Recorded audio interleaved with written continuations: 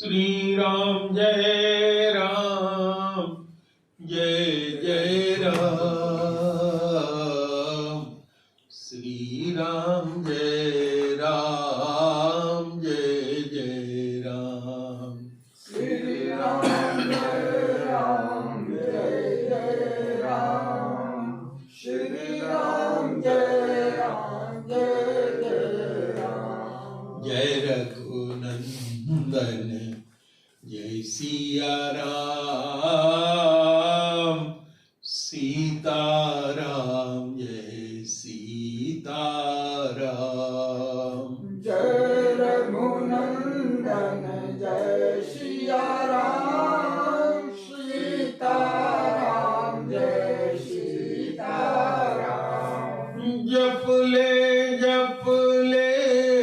राम का नाम, अंत समय में आएगा काम। जपुले राम का नाम, अंत समय में आएगा काम। जग की दौलत है बेकार, अंत समय में न आएगी काम। जग की दौलत है बेकार, अंत समय में न आएगी काम। एक बार प्रेम से बोलो गुरुदेव भगवान की जय। पिछले बार से हम लोग चर्चा कर रहे थे काम क्रोध मद लोभ सब नाथ नरक के पंथ, सब परिहरि रघुवीर हु भजहु भजहि जहि संत।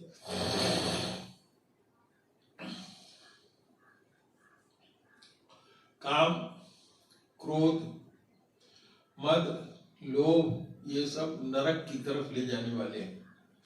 नरक माने कष्ट की तरफ ले जाने वाले हैं। काम क्रोध मद लोभ सब नाथ नरक के पंथ, ये विभीषण जी ने कहा। और रावण ने सुना नहीं, तो हम लोग किसी रावण से कम नहीं।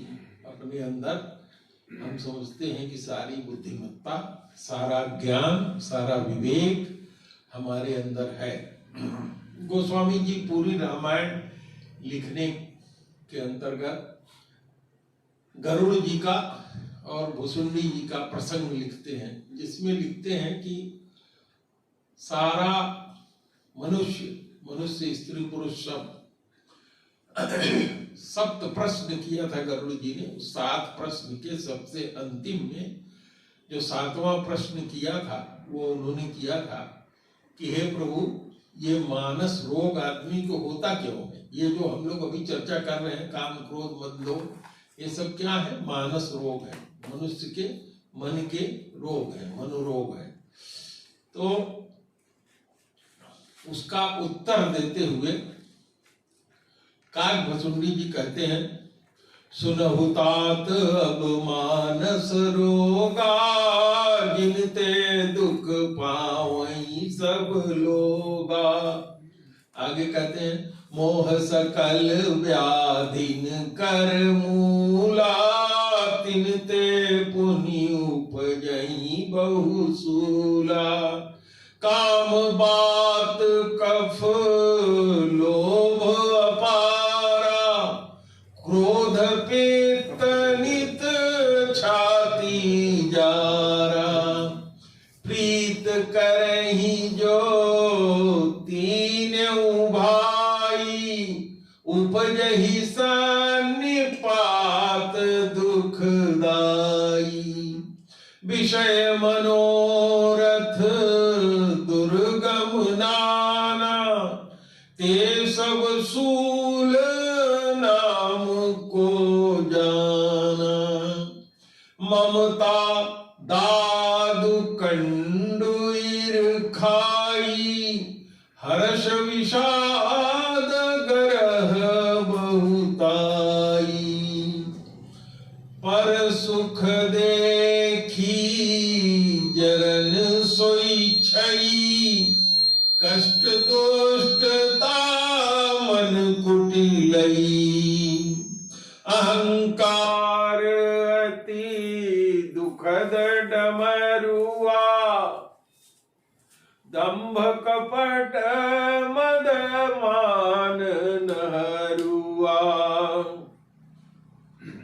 तृष्णा उदर बुद्धि अति भारी, त्रिविधईशना तरुण तिजारी, जुग विधि ज्वर मात्सर अविवेका, कह लगी कहूँ कुरोग अनेका, एक व्याधि बस नरम रही, ये असाध बहु व्याधि, पीड़हि संतत जीव कहू, सो किमि लहहि समाधि, नेम धर्म आचार तप ज्ञान यज्ञ तपदान, अभेषज गुण कोटिन नहीं, रोग जाहि हरि जान।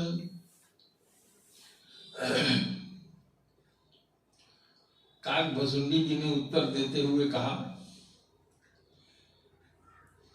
कि हे श्रेष्ठ गरुड़ जी, सुनिए, अब मैं मानस रोग का वर्णन कर रहा हूं, जिनसे एक नहीं सभी लोग, संसार के जितने लोग हैं सभी दुख पाते हैं। कहा कि मोह जो है सबके मूल में है, जैसे कि पौधा जड़ जमता है तो उसके नीचे जड़ होती है, तो कहा सबका कारण जो है मोह है। मोह जो है जड़ है, जड़ जब तक है तब तक पौधा ऊपर पनपता रहेगा, तो बाकी जितने रोग हैं सब मोह से ही पैदा होते हैं। ठीक, आगे कहते हैं काम कामना, ये बात है, बात रोग देखते हैं ना, लोगों को पकड़ लेता है, हाथ नहीं फैलता, बहुत कष्ट होता है, लंगड़ा के लोग चलते हैं, उंगली और सब में बात पकड़ लेता है। तो ये कामना जो है बात रोग है, और जो कफ है ये लोभ है। तो आयुर्वेद में जो वैद्य लोग होते हैं वो कहते हैं मनुष्य की जो प्रकृति है, मनुष्य 3 तरह के ही संसार में होते हैं, वातज, पित्तज और कफज। ऐसे मनुष्य होते हैं जिनका शरीर जल्दी जल्दी वात रोग से दुखी हो जाता है। दूसरे तरह के लोग वो होते हैं जिनको जल्दी जल्दी पित्त उत्पन्न हो जाता है, और तीसरे तरह के लोग वो होते हैं जिनको कफ उत्पन्न होता है। 3 तरह के लोग संसार में हैं, और हमारा ये आयुर्वेद क्या करता है, जो ये 3 तरह का वात, पित्त और कफ है, इसी की थेरेपी करता है, इसी दोष को दूर करता है, ताकि इसी के कारण सब दोष उत्पन्न होते हैं।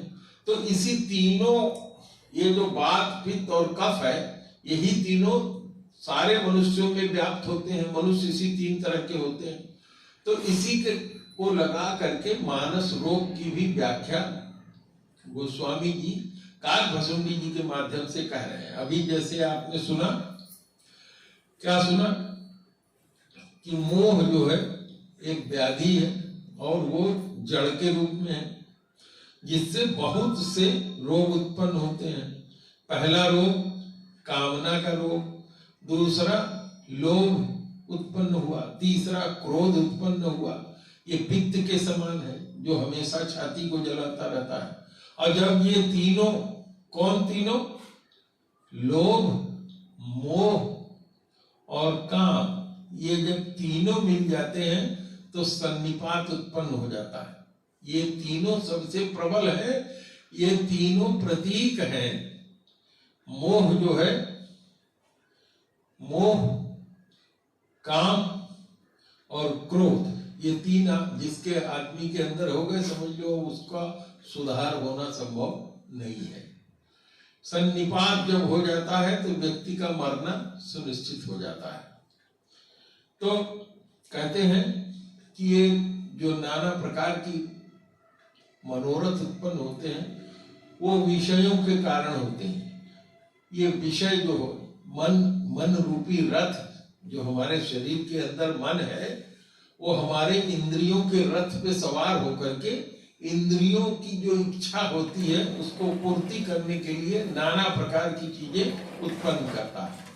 तो जो विषय है ये मन रूपी रथ पर चढ़ करके नाना प्रकार की समस्याएं क्या करता है, उत्पन्न करता है। विषय मनोरथ दुर्गम, जिनको पार पाना अत्यधिक कठिन है, जहां जाना संभव न हो और बहुत कठिनाई से जाया जाए उसको कहते हैं दुर्गम।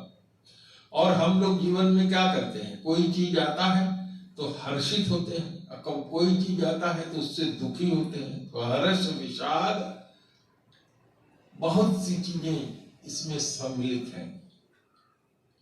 ये सब जो विषय है जिसका मन रूपी रथ सवार होकर के इंद्रियों पर जिसको पूर्ण करने के लिए निकलता है, ये सब जो है कांटे के समान है, जो रास्ते में हमारे पैर में कांटे गड़ते हैं। और जो कोढ़ रोग है ये दुष्टता है, और क्या है, मन की कुटिलता है। अहंकार ऐसा रोग है जो आसानी से जाने वाला नहीं है। दंभ माने हम हैं कुछ और दिखाते कुछ है कि हमसे बड़ा या हमारे से संपन्न या हमसे जानकार कोई नहीं है। जो हम हैं उससे विपरीत अपने को दिखाना दंभी कहलाते हैं। दंभी तो दंभ जो है, दंभ और कपट, ये दंभ जो है कपट के साथ ही होता है, क्योंकि कपट से ही दंभ उपजता है।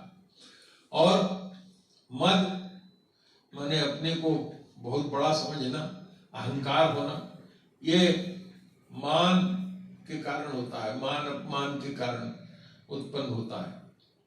तो ये सब रोग गोस्वामी जी ने कहा कि ये सब मानस रोग है, और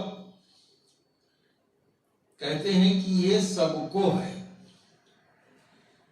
कहते हैं कि एक व्याधि हो जाने पर तो आदमी मर जाता है, और ये सब तो असंख्य व्याधियां हैं। तो कहते हैं कि एक रोग से जब मनुष्य मर जाता है तो ये सब तो सैकड़ों असाध्य व्याधियां हैं। ये क्या करते हैं, लगातार हमेशा जीव को दुख देते रहते हैं। तो जीव भला सांत्वना या भगवान के शरण में, भगवान के पास जाए कैसे, इससे मुक्ति पाए कैसे। आगे कहते हैं कि बहुत से लोग नियम से रह करके, धर्म से रह करके, आचार अपने जीवन में आचार विचार अच्छा करके, तप करके, ज्ञान करके, जप करके, तप करके, दान करके बहुत सी दवा इसका करते हैं, लेकिन ये रोग जो है जाता नहीं है। यह रोग जाता कैसे है, इस जानने से जाता है। और जब राम की कृपा होती है तब ये रोग जाता है। तो कथा के माध्यम से इसको समझाने का प्रयास मैं करता हूं। जब हम लोग कोई दर्पण देखते हैं तो उसमें क्या देखते हैं, अपने को देखते हैं, अपना चित्र दिखाई पड़ता है उसमें। और कोई चित्र जो कहीं टंगा हुआ है वो तो निरंतर सतत बना रहता है। लेकिन यही दर्पण अगर कोई दूसरा आपको दिखाए तो झगड़े का कारण है। अगर कोई दूसरा आदमी कहे कि अपना मुंह जा करके शीशे में देखो कैसे हो तुम, और दूसरे को कहते हो कि बहुत खराब है, बहुत बेकार है, यही तो झगड़ा उत्पन्न हुआ रामायण में। नारद जी फूल करके बैठे हुए थे कि मेरे से सुंदर कोई है नहीं। और जब शंकर जी के जो गण थे, जब उन्होंने कहा कि अपना रूप शीशे में जाकर के देखो, तो शीशा कहाँ मिलता, उन्होंने अपने रूप को पानी में देखा और देखते ही उनको क्या उत्पन्न हो गया, क्रोध। तो नारद जैसे ज्ञानी और भक्त के मन के अंदर क्या उत्पन्न हो गया, क्रोध उत्पन्न हो गया। और एक बार दशरथ जी ने भी अपने दर्पण देखा था। तो दशरथ जी कौन है? दशरथ जी तो वो मनु और शत्रुपा है, जिन्होंने बहुत तपस्या किया था और तपस्या करके भगवान को अपने घर में माना था, पैदा किया था।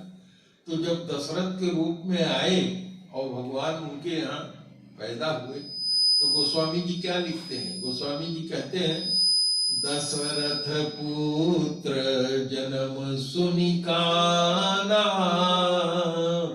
मानहु ब्रह्मा नंद समाना।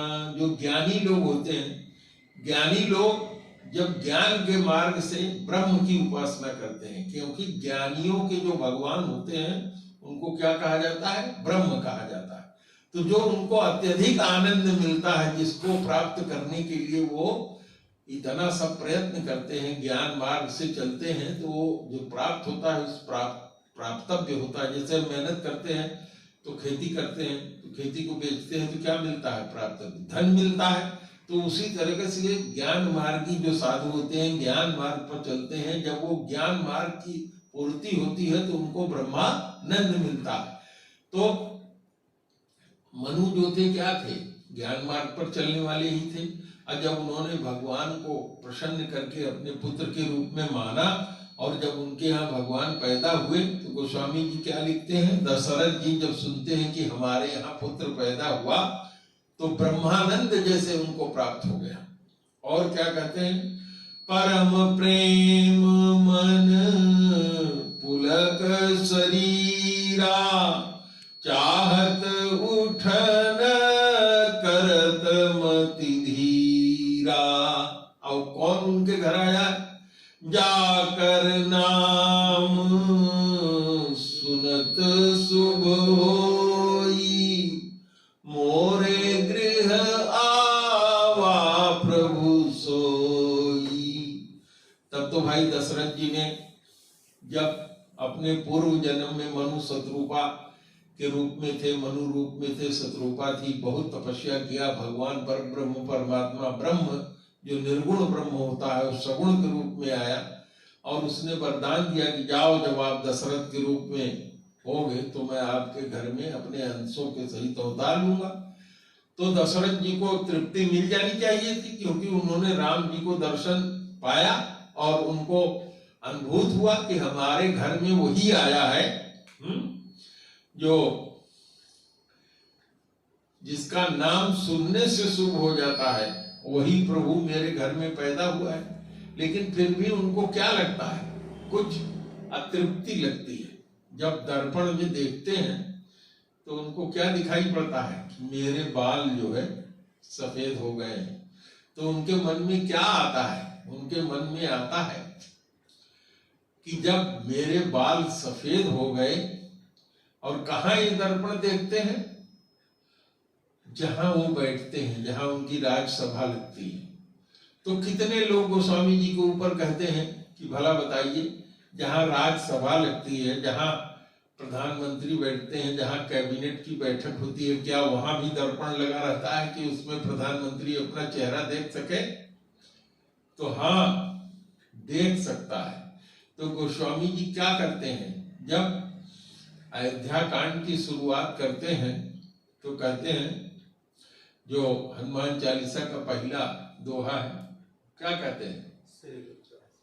श्री गुरु चरण सरोज रज निज मन मुकुर सुधारी, बरनहु रघुबर विमल जस जो दायक फल चारी। भगवान का जो यश है वो चारों तरह के विमल फल देने वाला है। चार ही तरह का फल हम लोगों के यहाँ कहा गया, धर्म अर्थ काम मोक्ष।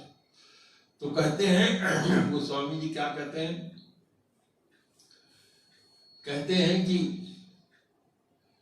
मैं अपने मन रूपी दर्पण को गुरु के चरण से मिले हुए धूल से साफ करना चाहता हूं, ताकि हमारा मन रूपी जो दर्पण है, उस शीशे में जो शीशा दिखाई पड़ेगा उसमें भगवान का यश मैं देख सकूं और भगवान के साथ अपने को मैं लगा सकूं। क्योंकि अगर आप किसी धनी आदमी के पास जाइए और धनी आदमी को देख करके, उसके यहाँ का कार्यक्रम देख करके अगर आप प्रसन्न होते हैं तो प्रेरणा आपको क्या मिलनी चाहिए? प्रेरणा उसकी प्रशंसा करके। अगर आप प्रशंसा करते हैं कि बहुत अच्छे आदमी है, बहुत बड़े धनी है, बहुत बढ़िया है, तो ये तो कोई प्रेरणा आपके लिए हुई नहीं। किसी भी व्यक्ति के लिए प्रेरणा क्या मिलनी चाहिए कि जैसे ये धनी है उसी तरीके से प्रेरणा मिलनी चाहिए कि हम भी धनी हो जाएं। तो गोस्वामी जी क्या लिखते हैं? श्री गुरु चरण सरोज रज निज मन मुकुर सुधारी। कहते हैं क्या मन को सुधारना क्यों चाहता हूं? कि मैं रघुपति के यश का वर्णन कर सकूं, जिससे कि चारों फल प्राप्त होता है। तो दशरथ जी को जब राम जैसा पुत्र पैदा हो गया तो दशरथ जी को परम फल मिल जाना चाहिए था, क्योंकि जाकर नाम सुनत शुभ होई सो आवा हमरे गृह सोई। तो फिर गुरु वशिष्ठ ने भी उनका नाम राम रखा, यही कह करके रखा। सीकर से त्रैलोक सुपासी, जो सीकर से लेके त्रैलोक तक को सुख देने वाला है, जो जिसकी उपासना करते हैं वो राम ये है। दशरथ मजे में जानते थे कि मेरा पुत्र ब्रह्म है, और भगवान स्वयं कहते हैं, क्या कहते हैं? सुंदर कांड में कहते हैं, मम दर्शन फल परम अनुपा जीव पाव निज सहज स्वरूपा। भगवान कहते हैं कि मेरे दर्शन का फल यह है कि जो जीव है वो अपने सहज स्वरूप को प्राप्त कर लेता है। तो सहज स्वरूप किसको प्राप्त हो गया? दशरथ जी को। दशरथ जी को जब सहज स्वरूप प्राप्त हो गया, हम लोग जीव हैं, अपने स्वरूप को जब हम प्राप्त करते हैं तो हमें ज्ञान उत्पन्न हो जाता है, और जब ज्ञान उत्पन्न होता है तो जो आनंद मिलता है वो ब्रह्मानंद ही होता है। तो दशरथ जी को ब्रह्मानंद तो प्राप्त हो गया, लेकिन उनके मन में क्या अभिलाषा उत्पन्न हो रही है? जैसे ही दर्पण में उन्होंने अपना मुख देखा तो उनको लगा कि कुछ अधूरा रह गया है। क्या अधूरा रह गया है? यह जो राम मेरा पुत्र है, शादी करके आ गया है, यह युवराज होने योग्य है, अब मेरे बाल पक गए हैं, राम राज्य आ जाए, राम का राज्य आ जाए। राम का जब राज्य आ जाएगा तो दशरथ को क्या मिलेगा? सुख मिलेगा। कोई ऐसा सुख नहीं था जो दशरथ के पास न हो। सारा वैभव था, संपत्ति थी, एक केवल दुख उत्पन्न हुआ था, पुत्र नहीं है, वो पुत्र भी मिल गए, 4 पुत्र मिल गए, और भगवान राम लक्ष्मण भरत शत्रुघ्न के साथ उनके घर में आ गए। लेकिन उससे क्या उनकी लालसा, उनका सुख पूरा हो गया? नहीं पूरा हुआ। तो अब क्या चाहते हैं कि राम का राज्य आ जाए, क्योंकि राम का राज्य आ जाने से क्या होगा? सबका हित होगा। दशरथ के राज्य में सबका हित होगा, हो रहा था लोगों का, लेकिन वह परम हित जो राम के राज्य होने से होता, क्या वो दशरथ के राज्य से संभव था? नहीं था। खुद दशरथ को ही सुख नहीं मिल रहा था। जो सुख वो चाहते थे, उनको लगा कि अगर मैं अपने बेटे को राजा बना दूं तो मुझे परम सुख प्राप्त होगा। हर आदमी इस संसार में क्या चाहता है? सुख चाहता है, और अगर सुख प्राप्त ना हो तो उसका सब करना धरना क्या है? बेकार है।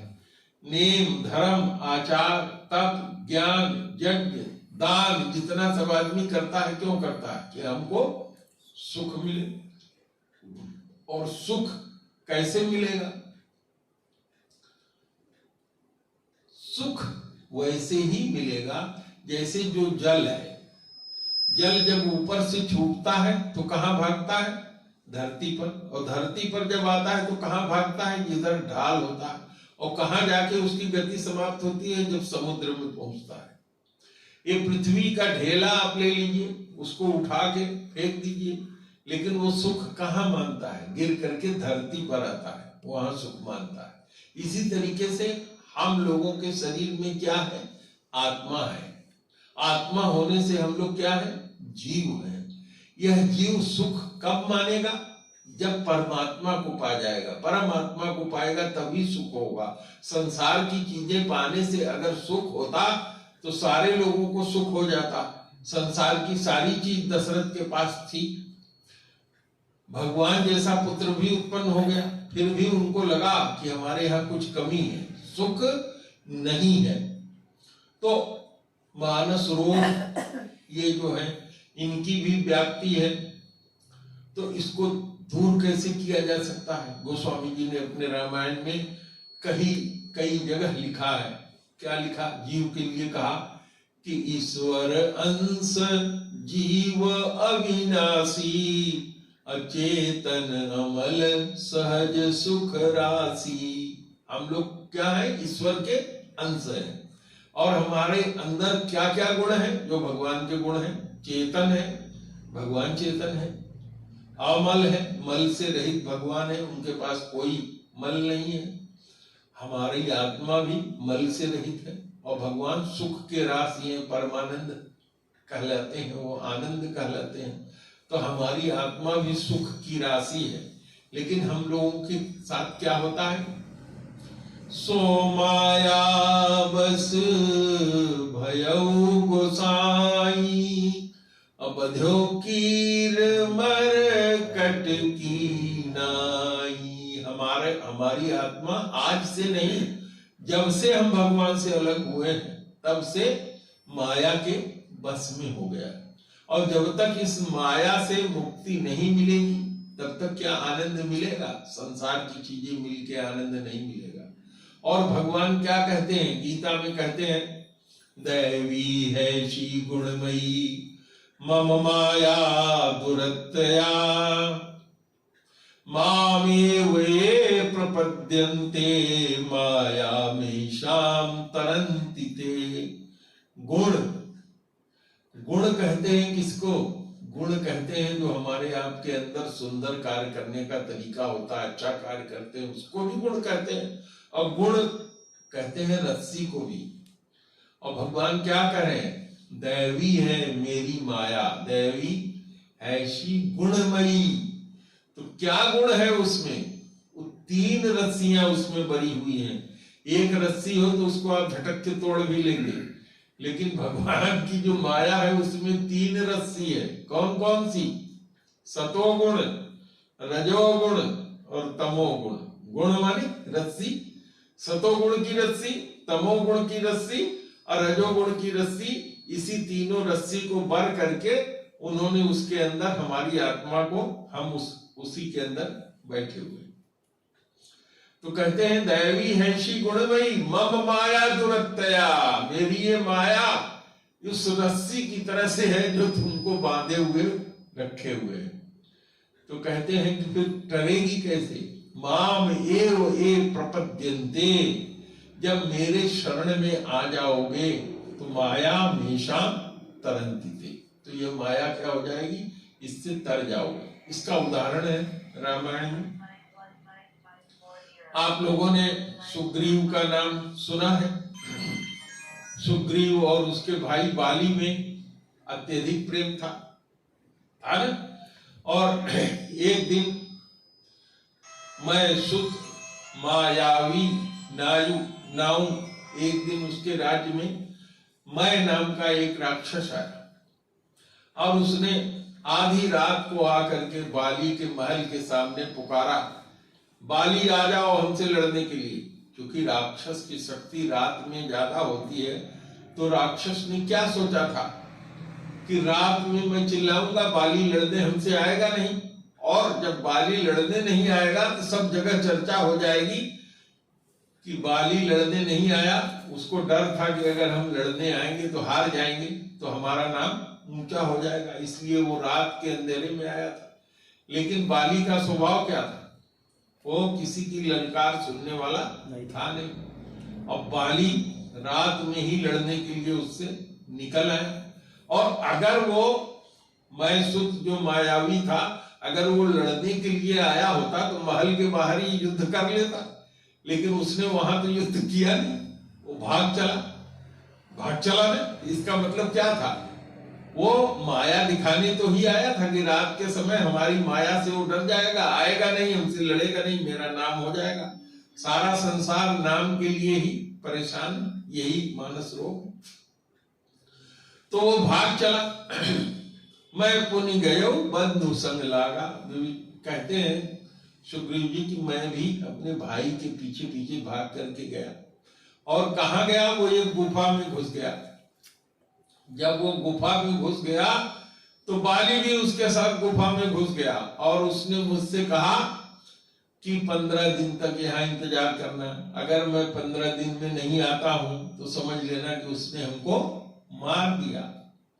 और कहा मास दिवस तह रहे खरारी। भगवान राम से कहते हुए कह रहा है सुग्रीव की, हे प्रभु 15 दिन तो छोड़ दीजिए, मैं 1 महीने तक वहां रहा। अपनी सदी रुधिर धार तह बारी, वहां रक्त की बहुत भयंकर धारा बाहर निकली। तो मैंने क्या सोचा कि बाली बधे से मोही मारे ही आई। वो बाली को लगता है वध कर दिया और अब मुझे मारने आएगा। तो मैंने क्या किया?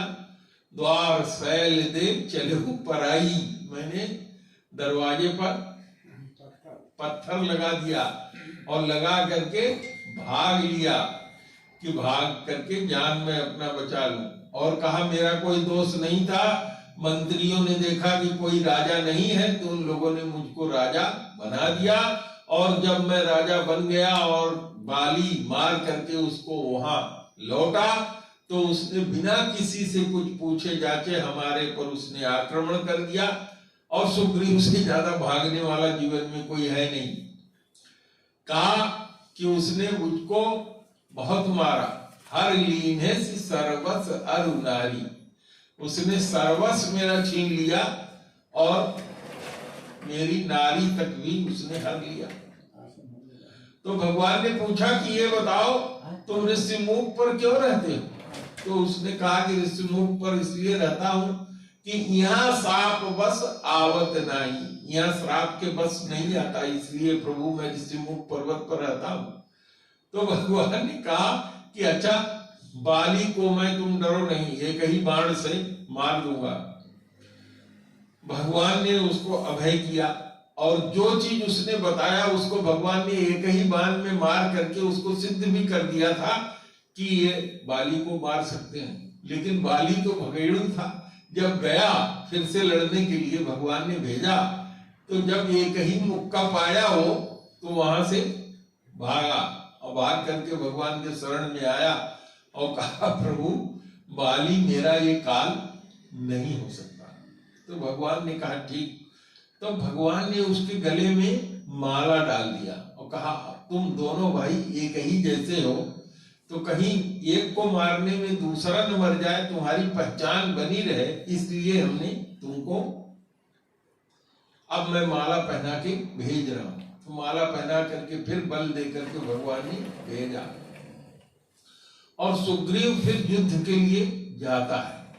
युद्ध के लिए जब जाता है तो भगवान ने उसको एक बाण से उसकी हत्या कर दिया बाली की। बाली आकर के भगवान से जो चर्चा करता है वह प्रसंग मैं यहाँ चर्चा आपसे न करूंगा, लेकिन जिस तरफ मैं ले आना चाहता हूं वो ये है कि बाली से भाग करके जब सुग्रीव आया तो लौटने के बाद जब भगवान प्रवर्षण शैल पर निवास करने लगते हैं तो जो कमियां बाली के अंदर थी वही कमी सुग्रीव के अंदर भी आ गई। और फिर भगवान ने कहा लक्ष्मण से कि हे लक्ष्मण तुम नगर में जाओ और उसको बुला के ले आओ। जिस बाण से मैंने बाली का वध किया उसी बाण से, एक ही बाण में मैं सुग्रीव का भी वध करूंगा। और जब सुग्रीव आता है तो कहता है कि हे प्रभु, मैं तो आपकी माया के वश में हो गया। आपकी माया इतनी प्रबल है प्रभु कि जो आपकी माया के वश में ना हो, अर्थात जो ये मानस रोग व्याप्त नहीं हो जिसके अंदर, वो तो प्रभु साक्षात आप जैसा ही हो जाएगा। तो यहां कहने का तात्पर्य क्या है कि जो ये डर है, उस डर से वो भगवान के शरण में भाग करके आया कि उसने देखा है कि भगवान एक बाण में जब बाली को मार सकते हैं तो मैं भी मर जाऊंगा। तो हम लोगों को भगवान ने क्या उपदेश दिया सुंदरकांड में? उन्होंने कहा कि जो नर हो ये चराचर द्रोही, आवहि सभय शरण तकी मोही। जो चर और अचर सबका द्रोही हो, लेकिन मेरे पास आए। कैसे आए? भय से युक्त होकर के आए। तो भगवान का अगर भजन करते हो और भय तुम्हारे अंदर है कि यह संसार में जो कुछ मैं कर रहा हूं वह तो सब गलत है ही, और भगवान से डरूं कम से कम। लेकिन आज के समय में किसी को भगवान से डर रह ही नहीं गया है। और अगर भगवान की शरणागति प्राप्त करना चाहते हो तो सबसे बड़ा तत्व यही है कि भगवान के प्रति अपने मन में डर रखो, क्योंकि भगवान सर्वशक्तिमान है, सब देख रहा है, सब जान रहा है, सब सुन रहा है, सर्वसमर्थ है। तो सबसे पहले ये गुण हमारे मन के अंदर आना चाहिए। जब हम इस तरह की भावना को अपने अंदर ले आएंगे तो हमारे ये जो मानस रोग हैं, जो काम, क्रोध, लोभ, मोह, अहंकार है, ये सब दूर होंगे।